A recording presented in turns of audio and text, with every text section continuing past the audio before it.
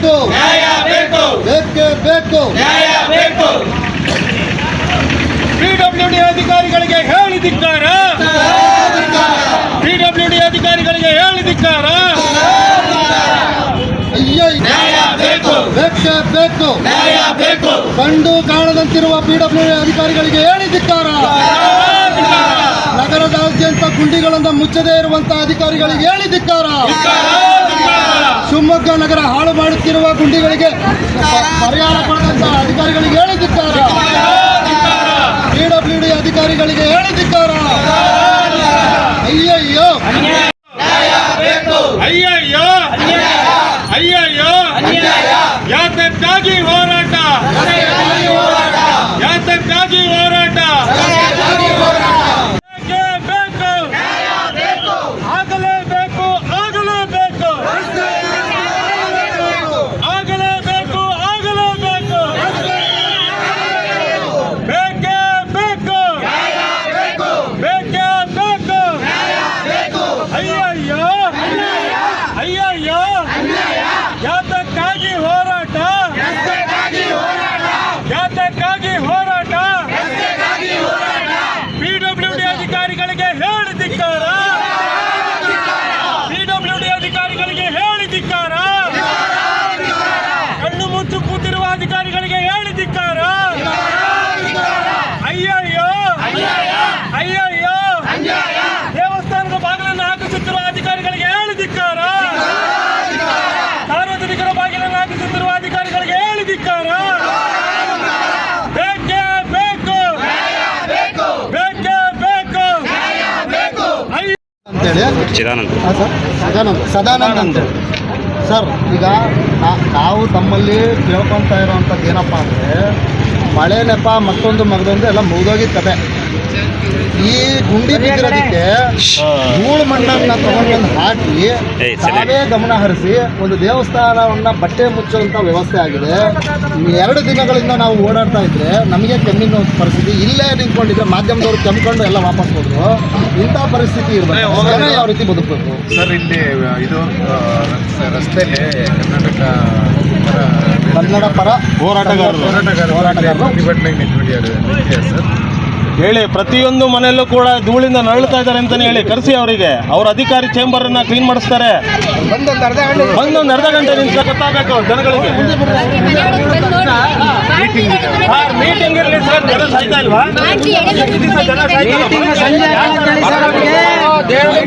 ಪ್ರತಿಯೊಂದು ಮನೆಯಲ್ಲೂ ಮೀಟಿಂಗ್ ಇಲಾಖೆಗೆ ಖಂಡಿತ ನುಗ್ತೀವಿ. ಸರಿಪಡಿಸಲಿಲ್ಲ ಅಂತಂದ್ರೆ ಮುಂದಿನ ದಿನಗಳಲ್ಲ, ಇವತ್ತೇ ನುಗ್ತೀವಿ. ಹೇಳ್ತೀನಿ ಕೇಳ್ರಿ. ಪ್ರತಿಯೊಂದು ಮನೆಯಲ್ಲಿ ನಡ್ತಾ ಇದ್ದಾರೆ ಸರ್. ಯಾರು ಸರ್ ಹೊಣೆ? ಅವ್ರು ನೀವು ಯಾರು ಸರ್ ಹೊಣೆ? ಹೇಳ್ರಿ, ನೀವು ಹೇಳ್ರಿ ನೋಡೋಣ. ಕೂಲಿ ನಾಲಿ ಮಾಡ್ಕೊಂಡು ಬರ್ತಾರೆ ಸರ್ ಅವರು. ಆಸ್ಪತ್ರೆ ನಿಲ್ತಾ ಇದ್ದಾರೆ ದುಡ್ಡು. ಯಾರು ಸರ್ ಹೊಣೆ ಇದ್ದಿದ್ದೆ? ಕ್ಯಾಪೆ ಕೆಲಸ ಮಾಡ್ಕೊಂಡು ಬಂದ ಕೂತಿದ್ದೀರಾ?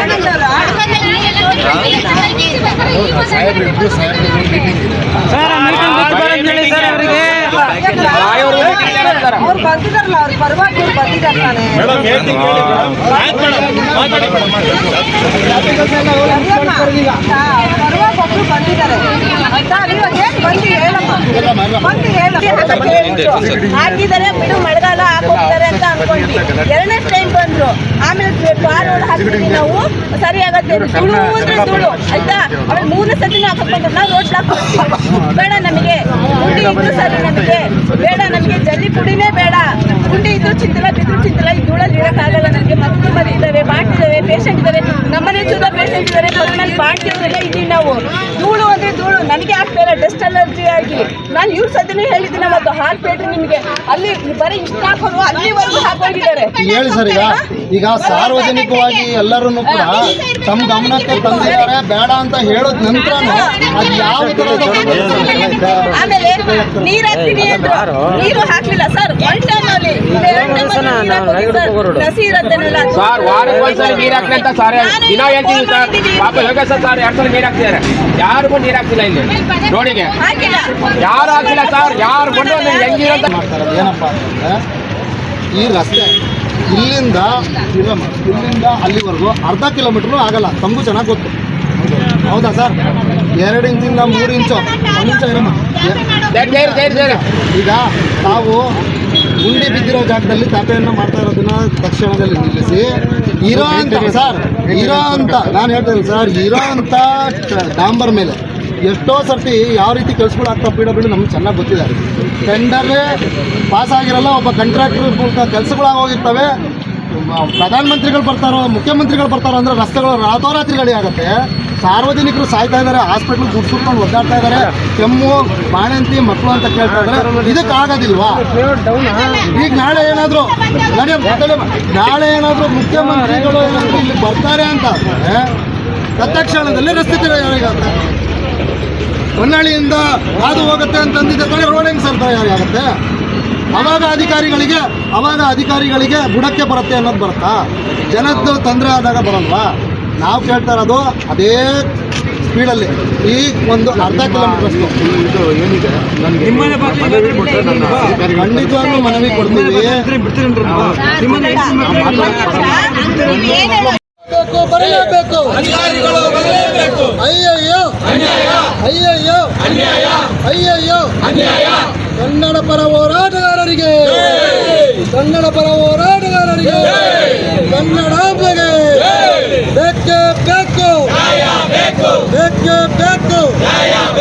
ಬರಲೇಬೇಕು,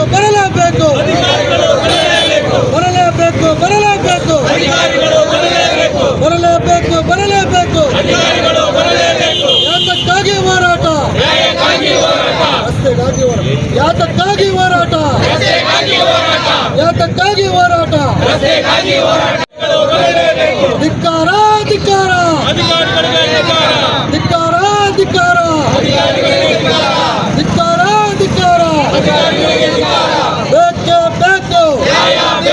ಕಂಡು ಕಾಣದಂತೆ ವರ್ತಿಸುತ್ತಿರುವ ಅಧಿಕಾರಿಗಳಿಗೆ ಹೇಳಿ ಧಿಕ್ಕಾರ. ಕಂಡು ಕಾಣದಂತೆ ವರ್ತಿಸುತ್ತಿರುವ ಅಧಿಕಾರಿ ಅಯ್ಯಯ್ಯೋ ಬೇಕೇ ಬೇಕು, ಅಯ್ಯಯ್ಯೋ ಆಗಲೇಬೇಕು, ಬರಲೇಬೇಕು.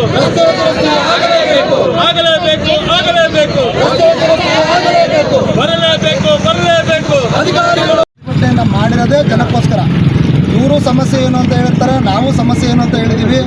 ಸ್ಥಳಕ್ಕೆ ಬಂದು ಅದನ್ನು ತಗೋಬೇಕು ಅಂತ ಹೇಳಿದಾಗ ಆಹ್ವಾನ ಸ್ವೀಕಾರ ಮಾಡಕ್ಕೆ ಬಂದಿರ್ತಾರೆ. ಹಾಗಾಗಿ ತತ್ಕ್ಷಣದಲ್ಲಿ ಇದನ್ನು ಯಾವ ಕ್ರಮದಲ್ಲಿ ಮಾಡಬೇಕು ಅನ್ನೋದನ್ನು ನಾವು ಮಾತಾಡಿದ್ದೀವಿ. ಅದನ್ನು ಗುಂಡಿಯಿಂದ ಸಂಪೂರ್ಣ ತೆಗೆದು ಮಣ್ಣನ್ನು ನೀಟಾಗಿ ತೆಗೆದು ಧೂಳನ್ನು ತೆಗೆದು ಕೆಲಸ ಮಾಡೋವಂಥದ್ದು. ನೀರು ಎಲ್ಲೆಲ್ಲಿ ಹರಿಯಲ್ಲ ಅಂತಾರೋ ಅದನ್ನು JCB ಮಣ್ಣನ್ನು ಇದು ಮಾಡೋವಂಥದ್ದು ಅಂತ ಹೇಳಿದ್ದಾರೆ. ಸಾರ್ವಜನಿಕರು ಇಲ್ಲಿರೋವಂಥದ್ದು ನಿಮಗೂ ಕೈ ಮುಗಿದು ಹೇಳ್ತಿದ್ದೀವಿ, ನಿಮ್ಮ ಮೇಲೇ ಹೊಣೆ ಇರುವಂಥದ್ದು. ಆ ಕಟ್ಟೆ ಕಟ್ಟೋದು ದಿಬ್ಬ ಕಟ್ಟೋದನ್ನ ನಿಲ್ಲಿಸಿ ದಯವಿಟ್ಟು. ನಾಳೆ ಮತ್ತು ನೀವೇ ಅನುಭವಿಸ್ಬೇಕಾಗತ್ತೆ. ಅವ್ರು ನೀರು ಹೋಗೋದಕ್ಕೆ ಅವಕಾಶ ಮಾಡ್ಕೊಳ್ಳೋಂಥ ರೀತಿಯಲ್ಲಿ ಅವ್ರು ಮಾಡ್ತಾರೆ. ಅದನ್ನು ದಯವಿಟ್ಟು ಮಾಡೋದಕ್ಕೆ ಅವಕಾಶ ಮಾಡಿಕೊಟ್ಟು ಅವ್ರಿಗೆ ಸಹಕಾರ ಮಾಡಿರಿ. ನಿಮ್ಮ ಮೊಬೈಲ್ಗಳಿದ್ದಾವೆ, ಅವ್ರೇನಾದರೂ ಈರುಳ್ಳಿ ಸಿಪ್ಪೆ ಥರ ಹಾಕ್ತಾರೆ, ಕೆಲಸ ನೆಟ್ಟು ಮಾಡಲ್ಲ ಅಂದರೆ ವಿಡಿಯೋ ತಗೊಳ್ರಿ. ಅದನ್ನು ತೊಗೊಂಡೋಗಿ ನಾಳೆ ದಿವಸ ನ್ಯಾಯಾಲಯದಲ್ಲೂ ಕೂಡ ನಾವು ನ್ಯಾಯ ಕೇಳ್ಬೋದು. ತಗೊಂಡು ನಮಗೆ ಗಮನಕ್ಕೆ ತರ್ರಿ. ಅವ್ರು ಹೇಳಿರೋ ಮಾತಿಗೆ ತಾತ್ಕಾಲಿಕವಾಗಿ ಅವ್ರು ಏನು ಮಾಡ್ತಾರೆ ಅಂತ ನೋಡೋದಕ್ಕೋಸ್ಕರ ಹೋರಾಟವನ್ನು ಇವಾಗ ಸ್ಥಗಿತಗೊಳಿಸ್ತಾ ಇದ್ದೀವಿ.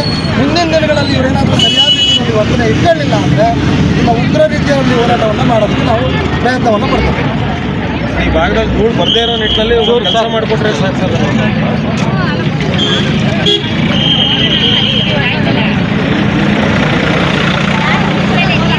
ಏನಾದರೂ ಹಾಕ್ಲಿ ಅಂತ ನಾವೇನಾದರೂ ಜೋರು ಮಾಡೋಕೆ ಹೋದರೆ ನಮ್ಮೆಲ್ಲ ಕಂಪ್ಲೇಂಟ್ ಕೊಡ್ತೀನಿ ಅಂತ ಹೇಳ್ತಾರೆ. ಆಮೇಲೆ ಸ್ಟ್ರೈಕ್ ಮಾಡಿ ಯಾವುದಕ್ಕೂ ರೆಸ್ಪಾನ್ಸ್ ಕೊಡೋಲ್ಲ ನಿಮಗೆ. ಆಮೇಲೆ ಏನಾದರೂ ಒಂದು ಜಲ್ಲಿ ಕುಡಿಯೋ ನೀರಿನ ವ್ಯವಸ್ಥೆನಾದರೂ ಮಾಡಿ ಅಂದರೆ ಅದನ್ನೂ ಮಾಡಲ್ಲ ನಮಗೆ.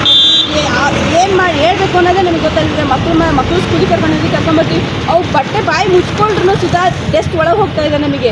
ಆಮೇಲೆ ಕಣ್ಣಿಗೆ ಅಲರ್ಜಿ ಆಗಿದೆ, ಡಸ್ಟ್ ಅಲರ್ಜಿ ಆಗಿದೆ, ಗಂಟೆಗೆಲ್ಲ ಇದೆ. ಪೇಷಂಟ್ಗಳು ಹಾಕ್ತಾ ಇದೆ ನಾವು ಇಲ್ಲಿ. ನಿಜವಾಗ್ಲೂ ಧೂಳು ಅಂದರೆ ಧೂಳು ಸರ್. ನಮಗೆ ಇಲ್ಲಿ ಇರ್ಲಿಕ್ಕೆ ಆಗ್ತಾಯಿಲ್ಲ. ಒಂದು ವ್ಯವಸ್ಥೆ ಮಾಡಿಕೊಡಿ. ಆಮೇಲೆ ಟಾರ್ ರೋಡ್ ಹಾಕ್ತೀರಾ, ನೀಟಾಗಿ ಹಾಕ್ಕೊಡಿ ನಮಗೆ. ಕಳಪೆ ಟಾರ್ ರೋಡ್ ಬೇಡ ನಮಗೆ. ಬರ್ತೀರಾ ಈಗ ಏನೇನು ಸ್ಟ್ರೈಕ್ ಏನು ಮಾಡಿದ್ದೀವಿ ನಾವು, ಬಂದು ಕಳಪೆ ಹಾಕೋದು ಬೇಡ ನಮಗೆ. ನೀಟಾಗಿ ಟಾರ್ ರೋಡ್ ಮಾಡಿಕೊಡಿ ನಮಗೆ, ಅಷ್ಟೇ ಕೇಳ್ತಾ ಇರೋದು ನಾವು. ಇನ್ನೇನು ಕೇಳ್ತಲ್ಲ. ಈ ಸಮಸ್ಯೆ ಎಷ್ಟು ದಿನದಿಂದ ಇದೆ? ಅಯ್ಯೋ ಸರ್, ಇಲ್ಲಿ 3-4 ತಿಂಗಳಿಂದ 1 ವರ್ಷದಿಂದನೇ ಇದೆ. ಬರ್ತಾರೆ, ತಾಪ ಹಾಕ್ತಾರೆ, ಹೋಗ್ತಾರೆ ಸರ್. ನಮಗೆ ಧೂಳು, ಬರೀ ಧೂಳು. ಅದೇ ಜಲ್ಲಿ ಪುಡಿ ಹಾಕೋಗ್ತಾರಲ್ಲ, ಜಲ್ಲಿ ಪುಡಿಗೆ ಏನು ವ್ಯವಸ್ಥೆ ಇಲ್ಲ, ಅದು ಬರೀ ಕಲ್ಲು ಜಲ್ಲಿ ಪುಡಿ ಮತ್ತು ಕಲ್ಲು ಎರಡು ಮಿಕ್ಸ್ ಮಾಡಿಬಿಟ್ಟು ಬಂದು ಹಾಕೋಗ್ಬಿಡ್ತಾರೆ. ನಾವು ಬೇಡ ಅಂತಲೂ ತರ್ತೀವಿ ನಾವು ಅಲ್ಲಿಂದ, ಬರೀ ಆ ಕಡೆ ಹಿಂದಕ್ಕೆ ಹಾಕೊಡ್ರಿ, ಈ ಕಡೆ ಬೇಡ ನಮಗೆ, ಗುಂಡಿ ಚಿಂತೆ ಇಲ್ಲ ನಮಗೆ, ಗುಂಡಿ ಇದ್ದರೆ ನಾವು ಹೆಂಗಾದ್ರೂ ಇರ್ತೀವಿ, ನಾವು ಟಾರ್ ರೋಡ್ ನಮಗೆ ಧೂಳು ಬೇಡ ಅಂತ ಹೇಳಿದ್ವಿ. ಅದಕ್ಕೆ ಏನೂ ರೆಸ್ಪಾನ್ಸ್ ಮಾಡಲ್ಲ. ಎಲ್ಲ ಹುಡುಗರು ಕೆಲಸಕ್ಕೆ ಹೋಗಿದ್ದಾರೆ ಹೆಂಗಸರೆಲ್ಲ, ಆವಾಗ ಬಂದು ಗೊತ್ತಿಲ್ದಂಗೆ ಬಂದು ಅಲ್ಲಿ ಮಂಟ ಫ್ಲೇವರ್ ಮಂಟ ಜಲ್ಲಿ ಪುಡಿ ಹಾಕೋಗಿದ್ದಾರೆ ನಮಗೆ. ಆಮೇಲೆ ಅದಕ್ಕೆ ನೀರಾದರೂ ಹಾಕ್ತಾರ, ನೀರು ಹಾಕಲಿಲ್ಲ ನಮಗೆ, ಬರೀ ಧೂಳು ಧೂಳು ಧೂಳು. ನಮಗೂ ನಿಜವಾಗ್ಲೂ ಪೇಷಂಟ್ ಅಂತೂ ನೀರು ಕುಡಿದ್ರೂ ನೀರು ಡಸ್ಟ್ ಇದೆ ಅದ್ರೊಳಗೆ. ಆಮೇಲೆ ಬಟ್ಟೆಗಳು ಸುತ್ತ ಅಷ್ಟೇ ವಾಶ್ ಮಾಡಿಟ್ರು ಅದು ಅಷ್ಟು ಡಸ್ಟೇ, ಎಂತ ಹೇಳೋಕ್ಕಾಗಲ್ಲ ಇವರಿಗೆಲ್ಲ ನಾವು. ಆಮೇಲೆ ಯಾರಿಗಾದ್ರು ಫೋನ್ ಮಾಡಿದ್ರೆ ಏನೂ ರೆಸ್ಪಾನ್ಸ್ ಮಾಡಲ್ಲ ಸರ್ ನಮಗೆ, ನಿಜವಾಗ್ಲೂ ಬರೀ ಧೂಳಿನ ಸಮಸ್ಯೆ ಇದೆ ಅಂದರೆ ಇದೊಂದು ಬಗೆಹರಿಸ್ಕೊಡ್ರಿ ನಮಗೆ. ನಾವು ಏನಾದರೂ ಕಂಪ್ಲೇಂಟ್ ಕೊಡೋಕೆ ಹೋಯ್ತು ಅಂದರೆ, ಕಂಪ್ಲೇಂಟ್ ಕೊಡೋಕೆ ಹೋದರೆ ನಮಗೆ ಹೇಳ್ತಾರೆ, ಕಂಪ್ಲೇಂಟ್ ಕೊಡೋಕೆ ಹೋದರೆ ಹೇಳ್ತಾರೆ ನಿಮ್ಮ ಏರಿಯಾದಿಂದ ಇಷ್ಟು ಓಟ್ ಬಂದಿಲ್ಲ ನಮಗೆ, ಹಂಗಾಗಿ ನಿಮಗೇನು ಮಾಡಿಕೊಡಲ್ಲ, ನಾವು ಮಾಡಿಕೊಡೋಣ. ಅದು ಬೇಡ ಸರ್, ಆಯಿತಾ? ಇದನ್ನು ಹೇಳ್ತಾರೆ ನಮಗೆ. ನಮ್ಮ ಏರಿಯಾ ಹುಡುಗರೆಲ್ಲ ಹೋಗಿ ಕಂಪ್ಲೇಂಟ್ ಕೊಟ್ಟಿದ್ರು, ಆದ್ರೂ ಅವರು ಏನೋ ರೆಸ್ಪಾನ್ಸ್ ಮಾಡಿಲ್ಲ. ಒಬ್ಬರು ಅಧಿಕಾರಿಗಳು ಮಾತ್ರ 2 ಸತಿ ನೀರು ಹೊಡಿಸಿದ್ರು. 2 ಸತಿ ನೀರು ಹೊಡಿಸಿದ್ರೆ ಆಗುತ್ತಾ ನಮಗೆ? ಧೂಳು ನೋಡಿದ್ದೀರ ನೀವು? ವ್ಯಾಗಿನ್ ಸಿದ್ಧ ಬಂದು ಒಂದಿನ ಬಂದು ನೋಡ್ರಿ ವ್ಯಾಗಿನ್ ಬಂದಾಗ. ಇವತ್ತು ವ್ಯಾಗಿನ್ ಇಲ್ಲ, ನಿನ್ನೆ ಬರಬೇಕಾಗಿತ್ತು. ಫುಲ್ಲು ವ್ಯಾಗಿನ್ ಧೂಳು ಅಂದರೆ ಧೂಳು, ನಮಗೆ ಇರಲಿಕ್ಕೆ ಆಗಲ್ಲ. ಅಷ್ಟು ಏನಪ್ಪ ಧೂಳು ಬಂದರೆ ಕಣ್ಣಿಗೆ ಕಾಣೋದೇ ಇಲ್ಲ ಯಾವ ಗಾಡಿ ಯಾವ್ದೇನು ಅಂತ, ಹಂಗಾಗಿ ಅಷ್ಟು ಧೂಳಿದೆ ಸರ್ ನಮಗೆ. ಧೂಳಿನೊಂದು ಸರಿ ಮಾಡಿಸ್ಕೊಡಿ. ಏನು ಇವತ್ತಿನ ದಿನ ಸಂಗೊಳ್ಳಿ ರಾಯಣ್ಣ ವೃತ್ತದಿಂದ ಹಿಡಿದು ರಾಗಿಗುಡ್ಡ ಹೋಗೋವಂಥ ಮಾರ್ಗದಲ್ಲಿ ಈ ಒಂದು ರಸ್ತೆ ಏನಿದೆ ಭಾಳ ದುರಸ್ತಿಯಾಗಿದೆ. ಇಲ್ಲಿರ್ತಕ್ಕಂಥ ನಿವಾಸಿಗಳಿಗಾಗಿರ್ಬೋದು, ಮತ್ತು ಇಲ್ಲಿ ಒಂದು ಪ್ರಸಿದ್ಧ ಚೌಡಮ್ಮ ದೇವಾಲಯ ಇದೆ, ಇಲ್ಲಿಗೂ ಕೂಡ ಯಾವ ರೀತಿ ಇಲ್ಲೊಂದು ವಾಹನಗಳು ಓಡಾಡ್ತಿದೆ ತಾವು ಗಮನದಲ್ಲಿ ಇಟ್ಕೊಂಡು ನೋಡ್ಬೋದು. ಓಡಾಡ್ತಕ್ಕಂಥ ವಾಹನಗಳ ಧೂಳು ಏನಿದೆ ಪ್ರತಿಯೊಂದು ಮನೆ ಬಾಗಿಲ ಆಗಿರ್ಬೋದು, ದೇವಸ್ಥಾನಗಳಿಗಾಗಿರ್ಬೋದು ನುಗ್ತಾ ಇದೆ. ಸಂಬಂಧಪಟ್ಟಂಥ ಅಧಿಕಾರಿಗಳಿಗೆ ನಾವು ಎಚ್ಚರಿಕೆ ಕೊಡ್ತಾ ಇದ್ದೀವಿ. ಇದು ತತ್ಕ್ಷಣದಲ್ಲೇ ಆದಷ್ಟು ಬೇಗ ನೀವು ತ್ಯಾಪೆ ಕೆಲಸ ಮಾಡಬೇಡಿ.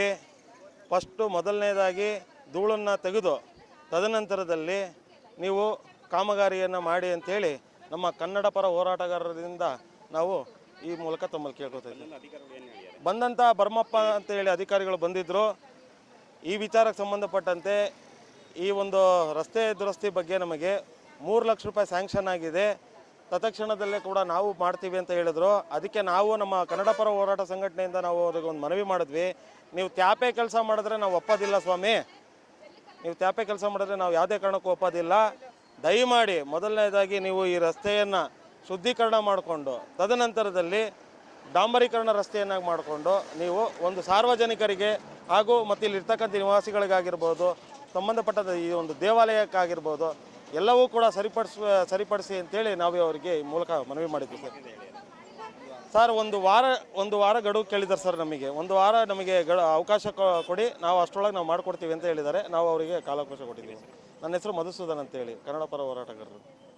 ಇವತ್ತಿನ ದಿವಸ ಸಂಗೊಳ್ಳಿ ರಾಯಣ್ಣ ಸರ್ಕಲಿಂದ ಹೊನ್ನಾಳಿ ಭಾಗಕ್ಕೆ ಹೋಗುವಂಥ ರಸ್ತೆಯಲ್ಲಿ ಕನ್ನಡ ಪರ ಹೋರಾಟಗಾರರೆಲ್ಲರೂ ಸೇರಿ ಇಲ್ಲಿನ ಸ್ಥಳೀಯ ನಿವಾಸಿಗಳ ಸಮಸ್ಯೆಗೆ ಸ್ಪಂದಿಸಿ ಇವತ್ತೊಂದು ಹೋರಾಟವನ್ನು ಮಾಡ್ತೀವಿ. ಕಾರಣ ರಸ್ತೆ ಹಾಳಾಗೋಗಿದೆ. ಈ ಹಾಳಾಗಿರೋಂಥ ರಸ್ತೆಯಲ್ಲಿ ಏನಾಗಿದೆ ಅಂತಂದರೆ ತ್ಯಾಪೆ ಕೆಲಸವನ್ನು 2 ದಿವಸದಿಂದ ಮಾಡ್ತಾಯಿದ್ರು ಇವರು. ಈ ರಸ್ತೆ ಇಷ್ಟು ಹಾಳಾಗೋದಕ್ಕೆ ಕಾರಣ ಏನಪ್ಪ ಅಂತಂದರೆ ಗೂಡ್ ಶೆಡ್ಡಿನ ಲಾರಿಗಳು ವಿಪರೀತವಾಗಿ ಇಲ್ಲಿ ಓಡಾಡ್ತವೆ. ಅದಷ್ಟೇ ಅಲ್ಲದೆ KSRTC ಬಸ್ಗಳಿರ್ಬೋದು, ಭಾರೀ ವಾಹನಗಳಿರ್ಬೋದು ಓಡಾಡ್ತಾ ಇದ್ದಾವೆ. ಗೂಡ್ ಶೆಡ್ಡಿನ ಲಾರಿಗಳು ಮುಂದೆ ಹೋಗಿ ತಿರುವುದನ್ನ ಪಡ್ಕೊಂಡು ಇಲ್ಲಿ ವಾಪಸ್ ಬರೋದ್ರಿಂದ ಪ್ರತಿನಿತ್ಯ ಈ ರಸ್ತೆ ಹಾಳಾಗೋದಕ್ಕೆ ಕಾರಣ ಅಂತಕ್ಕಂಥದ್ದು ಸ್ಥಳೀಯ ನಿವಾಸಿಗಳದ್ದು ಒಂದು ಅಹವಾಲಾಗಿತ್ತು. ಮತ್ತು PWD ಅವ್ರ ಗಮನಕ್ಕೆ ತಂದಾಗ PWD ಅವರು ಯಾವುದೇ ರೀತಿಯಲ್ಲೂ ಕೂಡ ಅದಕ್ಕೆ ಸಹಕಾರವನ್ನು ಕೊಡ್ತಾ ಇಲ್ಲ ಅಂತೇಳಿ ನಾವು ಇವತ್ತು ಧರಣಿಯನ್ನು ಮಾಡೋದ್ರ ಮೂಲಕ, ರಸ್ತೆ ತಡೆಯನ್ನು ಮಾಡೋದ್ರ ಮೂಲಕ PWD ಅಧಿಕಾರಿಯಾದಂಥ ಬರ್ಮಪ್ಪ ಅವರು ಬಂದು ಅದನ್ನು ಅಹವಾಲನ್ನು ಸ್ವೀಕಾರ ಮಾಡೋದ್ರ ಮೂಲಕ ನಮ್ಮ ಕಾರ್ಯಕ್ರಮವನ್ನು ಅವರ ಗಮನಕ್ಕೆ ತಂದಿದ್ದೀವಿ. ಏನು, ರಸ್ತೆಯನ್ನು ಸಂಪೂರ್ಣ ರೀತಿಯಲ್ಲಿ ಶುದ್ಧಿಯನ್ನು ಮಾಡಿದ ನಂತರದಲ್ಲೇ ಡಾಂಬರೀಕರಣ ಮಾಡಬೇಕು. ಯಾಕೆಂದರೆ ಧೂಳಿನ ಮೇಲೇ ಇವರು ಡಾಂಬರನ್ನು ಹಾಕಿ ಬಂದಿರೋವಂಥದ್ದು ಅನುದಾನವನ್ನು ಹಾಳು ಮಾಡಿ ಮತ್ತೂ ಜನಕ್ಕೆ ಇದೇ ಸಮಸ್ಯೆ, ಇದೇ ಗೂಡ್ ಶೆಡ್ ಲಾರಿಗಳು ವಿಪರೀತ ಓಡಾಡುತ್ತೆ. ಹಾಗಾಗಿ ಇದನ್ನು ಸಮಸ್ಯೆಯನ್ನು ಬಗೆಹರಿಸಬೇಕು ಅಂತ ಕೇಳ್ಕೊಂಡಿದ್ದೀವಿ. ಜೊತೆಯಲ್ಲಿ ಪೊಲೀಸ್ ಇಲಾಖೆಯವರೆಗೂ ಕೂಡ ನಾವು ಮನವಿ ಮಾಡಿದ್ದೀವಿ. ಗೂಡ್ ಶೆಡ್ ಲಾರಿ ಓಡಾಡೋದಕ್ಕೆ ಕೆಳಗಡೆ ಬೇಕಾದಷ್ಟು ಸ್ಥಳಾವಕಾಶ ಇದೆ. ಇಲ್ಲಿಂದಲೇ ಯಾವ ರೀತಿ ಯಾವ ಪರಿಯಲ್ಲಿ ಓಡಾಡ್ತವೆ ಅಂತ ನಾವು 2 ದಿವಸದಿಂದ ನೋಡ್ತಾ ಇದ್ದೀವಿ. ತುಂಬ ಸ್ಪೀಡಾಗಿ ಹೋಗೋದು, ತುಂಬ ಸ್ಪೀಡಾಗಿ ಬರೋವಂಥದ್ದು. ರಸ್ತೆ ಏನು ಡಬಲ್ ರೋಡ್ ಇಲ್ಲ, ಇಲ್ಲಿ ಅರ್ಧ ಕಿಲೋಮೀಟರ್ನಷ್ಟು ಸಿಂಗಲ್ ರೋಡ್ ಇದೆ. ಆ ಫ್ಲೈಓವರಲ್ಲಿ ಹತ್ಸೋವಾಗ ಇರ್ಬೋದು, ಇಳಿಸುವಾಗ ಇರ್ಬೋದು, ಅವ್ರು ಬರೋಂಥ ಸ್ಪೀಡು ಮತ್ತೊಂದು ಮಗದೊಂದು ಭಾರಿ ಅನಾಹುತಕ್ಕೆ ಕಾರಣ ಆಗುತ್ತೆ ಅಂತೇಳಿ ಪೊಲೀಸ್ ಇಲಾಖೆಯವರು ಅದ್ರ ಬಗ್ಗೆ ಗಮನ ಹರಿಸ್ತೀವಿ ಅಂತ ಹೇಳಿದ್ದಾರೆ. ಹಾಗಾಗಿ ಇವತ್ತಿನ ಒಂದು ತಾತ್ಕಾಲಿಕವಾಗಿ ಅಧಿಕಾರಿಗಳು ಹೇಳಿರುವಂಥ ಮಾತಿನ ಅನ್ವಯ 1 ವಾರದೊಳಗಾಗಿ ಇದನ್ನು ಸರಿಪಡಿಸಿ ಕೊಡ್ತೀವಿ ಅಂತ ಹೇಳಿರೋದ್ರಿಂದ, ಮತ್ತು ಸರ್ಕಾರದ ಮಟ್ಟದಲ್ಲಿ 2 ಕೋಟಿ ರೂಪಾಯಿ ಅನುದಾನಕ್ಕೆ ಇದಕ್ಕೆ ಸ್ಯಾಂಕ್ಷನಿಗೋಸ್ಕರ ಹಾಕಿದ್ದೀವಿ. ಅದು ಸ್ಯಾಂಕ್ಷನ್ ಆದ ಬಂದ ನಂತರದಲ್ಲಿ ಶಾಶ್ವತ ಪರಿಹಾರವನ್ನು ಕೂಡ ಕಲ್ಪಿಸಿಕೊಡ್ತೀವಿ ಅನ್ನೋಂಥ ಮಾತನ್ನು ಅವ್ರು ಹೇಳಿರೋದ್ರಿಂದ ಈ ಕ್ಷಣಕ್ಕೆ ಇದನ್ನು ಹಿಂಪಡೆದು ಮುಂದಿನ ದಿನ ಇವರೇನಾದರೂ ಸರಿಯಾದ ರೀತಿಯಲ್ಲಿ ಮಾಡಲಿಲ್ಲ, ನಮಗೆ ತಪ್ಪು ದಾರಿಗೆ ಎಳೆದಿದ್ದಾರೆ ಅಂತ ನಮ್ಮ ಗಮನದಲ್ಲಿ ಬಂದಿದ್ದೇ ಆದರೆ ಕಾನೂನು ರೀತಿಯ ಕ್ರಮಕ್ಕೂ ನಾವು ಮುಂದಾಗ್ತೀವಿ ಅಂತ ಅವ್ರ ಗಮನಕ್ಕೆ ತಂದಿದ್ದೀವಿ. ಮುಂದಿನ ದಿನಗಳಲ್ಲಿ ಇವರು ಈ ಥರ ವ್ಯತ್ಯಾಸಗಳನ್ನು ಮಾಡಿದ್ದೇ ಆಯಿತು ಅಂದರೆ ಕಾನೂನಿನ ಮೊರೆ ಹೊಕ್ಕು ಇವರ ಕೆಲಸವನ್ನು ಹೋಗೋವಂಥ ಪರಿಸ್ಥಿತಿ ತರೋದಕ್ಕೂ ನಾವು ಹಿಂಜರಿಯಲ್ಲ ಅಂತ ಹೇಳಿ ಈ ಸಂದರ್ಭದಲ್ಲೇ ಹೇಳ್ತಾ ಇದ್ದೇನೆ. ರವಿಪ್ರಸಾದ್, ಕನ್ನಡ ಪರ ಹೋರಾಟಗಾರರು.